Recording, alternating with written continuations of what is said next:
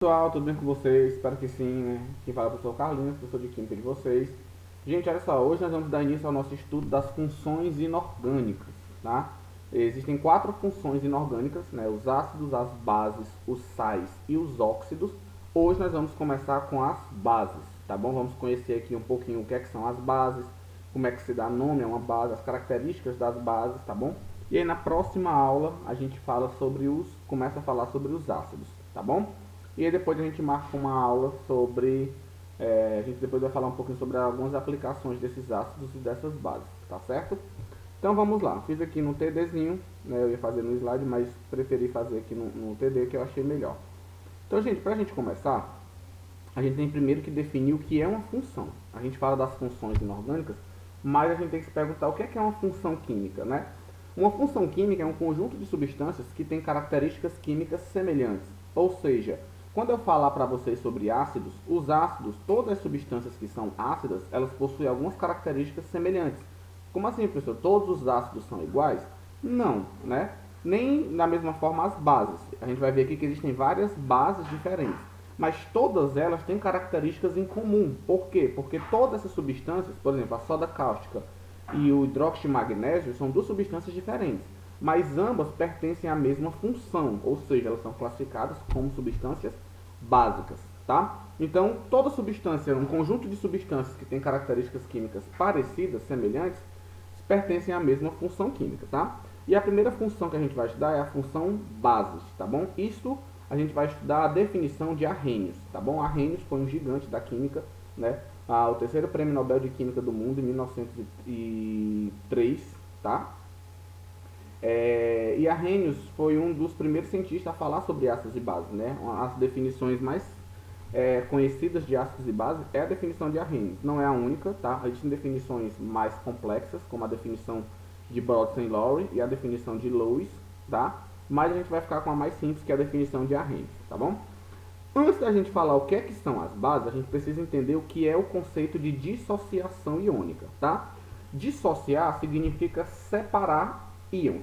Então, quando a gente fala sobre dissociação, significa a separação de íons que já existem. Como eu estou falando de íons, a dissociação ela vai acontecer com compostos iônicos e na presença de água, tá? A definição de Arrhenius, para você saber se uma substância é um ácido ou uma base, vai depender da presença de água, tá? Isso é uma das limitações do conceito de Arrhenius, tá bom? Então, quando a gente fala em dissociação, a gente sempre se refere na presença de água, ou seja, em solução aquosa, tá bom? Então, como é que seria a dissociação de uma base, tá bom? Aqui eu coloquei um exemplo, ó, AOHX sólido, né? Quando eu coloco na presença de água, eu separo. O A fica com a carga positiva e o OH fica com a carga negativa.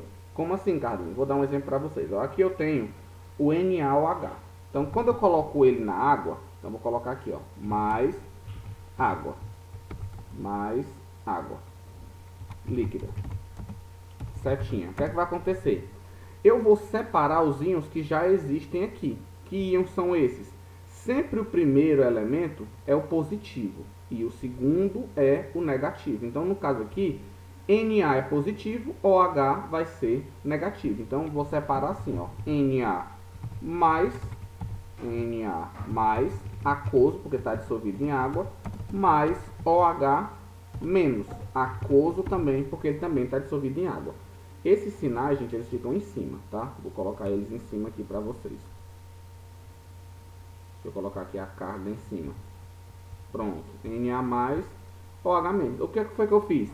Esses íons já existiam, só que eles estavam juntos. Então, quando eu coloco essa substância na água, ela vai separar esses íons. Ou seja, isso é o que eu chamo de uma dissociação, tá bom? Vamos fazer o segundo exemplo aqui, ó. Dissociação do hidróxido de cálcio. Então, mais água. Gente, você pode colocar mais água, ou você pode simplesmente fazer uma seta e escrever a molécula d'água em cima da seta, tá? Serve também. Como assim, Carlinhos? Desse jeito aqui, ó. Deixa eu colocar aqui o desenho. Pronto, eu poderia colocar NaOH, em vez de eu colocar mais água aqui, eu posso colocar em cima da seta, ó, H2O. Aí eu já sei que está acontecendo uma dissociação. Ou você bota a água em cima da seta, ou você bota aqui antes da seta. Não tem problema, tá bom? Então vamos adiante. Aqui, ó, como é que ficaria? Só do mesmo jeito, né? Sempre o primeiro é positivo, então ficaria Ca mais aquoso mais OH menos aquoso. É assim? É, só que está faltando só um detalhe. Você está vendo esse número 2 que está aqui do lado do OH? Sempre o número que está aqui do lado do OH, ó, ele veio do elemento de cima, do elemento que está aqui do lado. Então esse CA, esse 2 veio de cima do CA. É por isso que aqui eu coloquei esse X, ó, e esse X fica em cima do A aqui, ó. Então, no caso, como esse 2 está aqui, significa que ele veio de cima dele. Então, ele vai ficar aqui, ó, mais 2. Só por que o Na não é mais 2 também? Porque do lado do OH não tem nenhum número. Se não tem nenhum número, é porque é 1. Então, a carga do elemento é 1. Como aqui tem um 2, significa que a carga do elemento positivo, do cátion, vai ser mais 2. Então, você bota aqui o mais 2. E o OH? O OH sempre vai ser menos, tá? Sempre do lado do elemento aqui, ó, sempre não tem nenhum número. Se tivesse um 3 aqui, ele teria vindo daqui de cima. Como não tem um 3, só tem um 1, né? Então significa que o OH é menos. Sempre o OH vai ser menos, tá bom? Só o que vai mudar é o cátion, que é o íon positivo. Então, tá aí a dissociação. E agora no caso do hidróxido de ferro, ó, vou colocar assim de novo. Mais água, líquido, setinha. E agora como é que você vai fazer? Mesmo esqueminha, ó. Fe mais aquoso, sempre bote o aquoso, tá? Porque é na presença de água. OH menos aquoso. Só que, peraí, pessoal, eu sei que o ferro é positivo, mas como tem um 3 aqui do lado do OH, é porque esse 3 veio daqui de cima, né? Veio do ferro. Então o ferro tem uma carga de mais 3. Exatamente. Então fica Fe mais 3, bota pra cima. E agora, para completar, para ficar igual, o que é que tem que acontecer? Quando você separa, a soma das cargas tem que dar zero. Então aqui, ó, mais com menos, mais 1, menos 1, 0, tá beleza. Mas aqui, ó, é um 2. E aqui é só um 1. Aqui é menos 1, aqui é mais 2. Então, para ficar igual, o número que você botar aqui em cima, você bota aqui na frente. Então, aqui vai ficar um 2. 2 OH menos. Professor, então como aqui é um 3 aqui em cima, então aqui na frente vai ser um 3 também. Exatamente. Porque vai ficar assim, ó, 3 vezes menos 1, menos 3. Mais 3, 0.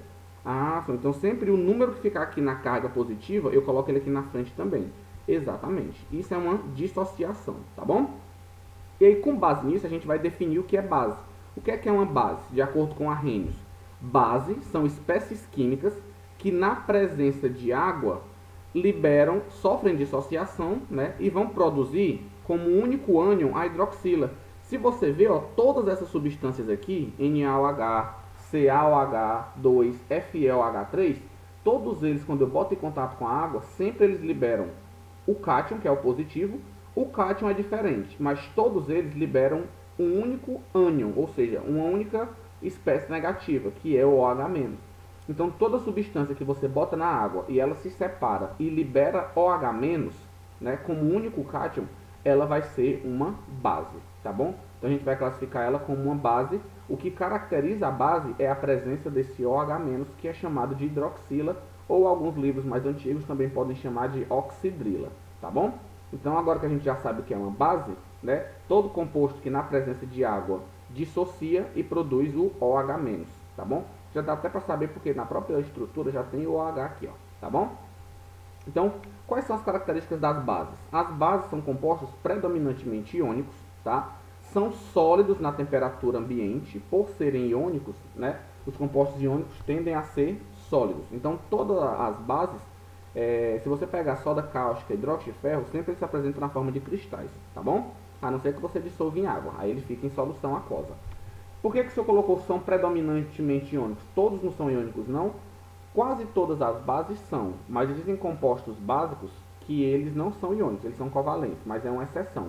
Tá? Por exemplo, a amônia. A amônia é uma substância que quando você bota ela na presença de água, ela libera hidroxila, mas ela é uma molécula covalente, então ela é uma exceção. Os demais são todos iônicos, tá bom?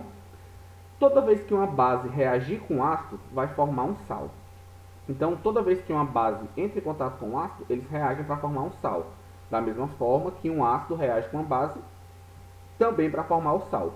Ou seja, sempre o ácido neutraliza a base, e sempre a base neutraliza o ácido, tá bom? E existem substâncias químicas que na presença de um ácido ela muda de cor, na presença de uma base ela também muda de cor. São chamados de indicadores da ácido base. A gente vai ver isso depois, tá bom? Então, qual é a classificação das bases, né? Lembrando que as bases também são chamadas de compostos alcalinos, tá? Então, a primeira classificação é de acordo com o número de hidroxilas. Então, se você olhar para essa substância aqui, ó, NaOH, quantas hidroxilas tem? Só tem um OH. Então, como só tem uma hidroxila, ela é uma monobase. MgOH2, quantas hidroxilas tem? Tá vendo esse 2 aqui, ó? Então, significa que tem duas hidroxilas. Então, aqui nós vamos ter uma dibase, porque ela tem duas hidroxilas. AlOH3, ó, esse 3 aqui do lado significa que tem 3 hidroxilas. Professor, então o 3 significa que tem 3 hidroxilas, mas ele não fica em cima da hidroxila, né? Ele veio lá do alumínio, exatamente, ele veio daqui de cima, ó, Al mais 3. Tá? A carga do alumínio é mais 3, mas na hora de formar a substância, o 3 fica aqui do lado. Como tem 3 hidroxilas, ela é uma tribase. E no caso aqui do hidróxido de chumbo, 4, né? Nós temos 4 hidroxilas. Nesse caso, nós temos uma tetrabase. Esse é o máximo, tá? A gente não utiliza, não existem bases com 5 hidroxilas, pelo menos as mais comuns, tá? Geralmente só vai até o número 4, ok? Outro critério, gente, é em relação à solubilidade, ou seja, a capacidade dessas substâncias se dissolverem em água, tá? Então, todas as bases formadas por metais alcalinos e a amônia se dissolvem em água. Por exemplo, o sódio, Na, é um metal alcalino, família 1 da tabela periódica. Então, o hidróxido de sódio, né? Desculpa, gente, tocou aqui. É o alarme. Então, o hidróxido de sódio, ele, por ser uma base formada por um metal alcalino, ele vai se dissolver em água. Já as bases de metais alcalinos terrosos, ou seja, os elementos da família 2, são pouco solúveis, se dissolvem, mas se dissolve pouquinho. Então, por exemplo, o hidróxido de magnésio. O magnésio é um metal alcalino terroso. Então, o hidróxido de magnésio, né, ele vai se dissolver pouco. Já todas as outras bases, que não sejam da família 1 nem da família 2, todas as bases formadas por outros metais, elas são insolúveis, elas não se dissolvem em água, tá bom? Em relação à força das bases, né, força não significa corrosão, tá, gente? Força significa que quando você bota uma base na água, a facilidade com que ela vai produzir hidroxila, isso é chamado de força. Se ela produz muito hidroxila, significa que ela é uma base forte. Se ela produz pouca, né, se ela se dissocia pouco, significa que ela é uma base fraca. Então, as bases de metais alcalinos e alcalinos terrosos são bases fortes. Já as demais bases e o hidróxido de amônia é uma base fraca. A amônia ela é uma exceção. Geralmente as bases que são solúveis são fortes.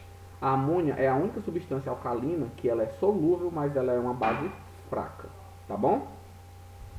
E por último nós temos a nomenclatura, né? Ou seja, como é que se dá nome a essas substâncias. Para se dar nome a uma base é bem fácil. Então, primeira regra. A regra é a seguinte, ó, vou colocar até aqui de preto. Deixar em negrito aqui. Toda base ela vai começar com a palavra hidróxido. Então, quando você vê uma substância chamada hidróxido de alguma coisa, você já sabe que aquilo ali é uma substância básica. Então, como é que eu dou nome? Você bota a palavra hidróxido e o nome do metal, o nome do cátion. Então, Na, que elemento é esse? Sódio. Então, essa substância aqui vai ser o hidróxido de sódio. Hidróxido de sódio. Pronto. Já essa outra aqui, ó, que elemento é esse? Mg. Isso é o magnésio.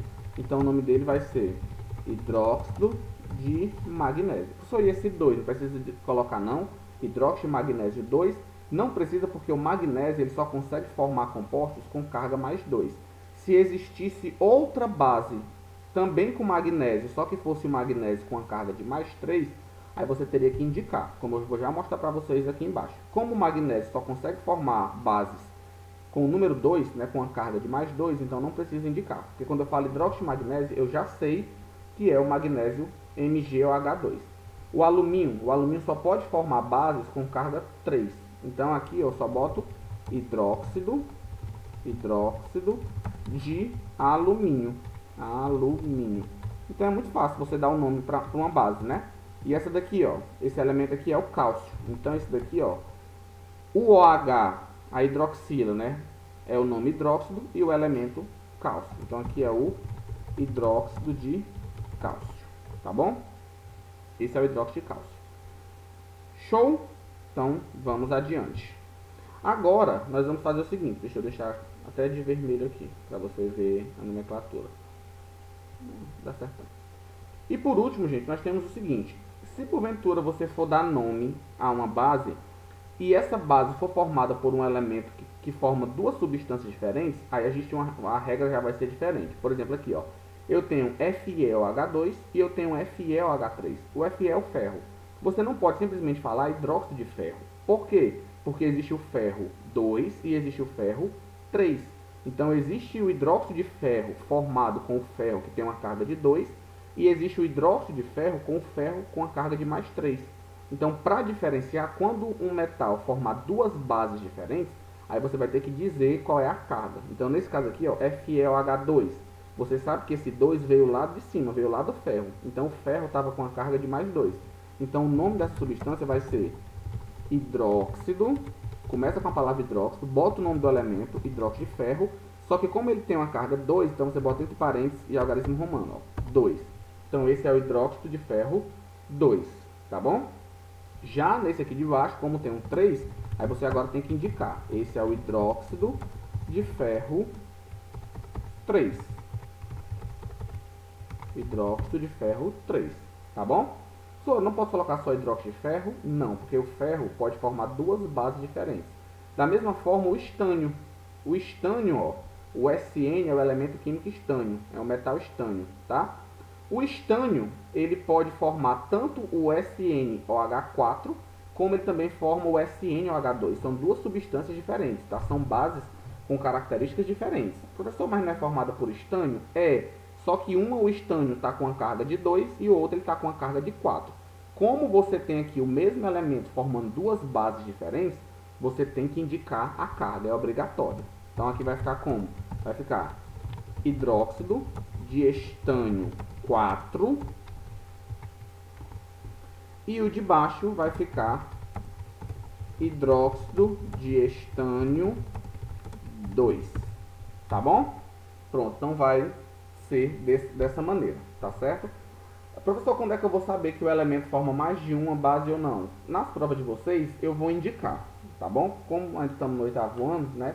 Eu indico. No ensino médio a gente usa uma tabelinha, tá? Para poder saber. Mas por enquanto na prova de vocês eu sempre coloco, tá? Eu aviso a vocês. Por exemplo, gente, considere que esse metal tem a forma mais 2 e mais 3. Aí você já sabe que ele tem pode formar duas bases diferentes. Se eu não falar nada é porque ele só vai formar um tipo, tá bom? Então, geralmente os metais representativos só formam um tipo de base, porque ele só pode ter uma carga. Quem é da família 1 e 2 só pode ter ou 1 ou 2. Agora, se for um metal de transição, né, aquela galera da família 3 até a família 12 da tabela, os metais de transição podem ter mais de uma carga, e aí eles podem formar mais de uma base, tá bom? Então, pessoal, era isso, a gente termina por aqui, tá? Na próxima semana a gente vai falar um pouquinho sobre os ácidos, e quando terminar tudo, aí a gente faz umas aulas de exercício, que aí eu vou treinar umas coisas novas com vocês, tá? Aqui eu ensinei vocês a dar nome às bases. Na aula de exercício nós vamos aprender a montar a fórmula. A partir do nome, como é que se monta a fórmula, tá bom? Mas isso aí a gente vê depois. Por enquanto, hoje, só queria que vocês conhecessem o que são as bases, as características das bases, né? E as propriedades das bases, ok? Então, vamos fechar por aqui. Próxima semana a gente fala sobre os ácidos, ok? Show. Tchau, gente.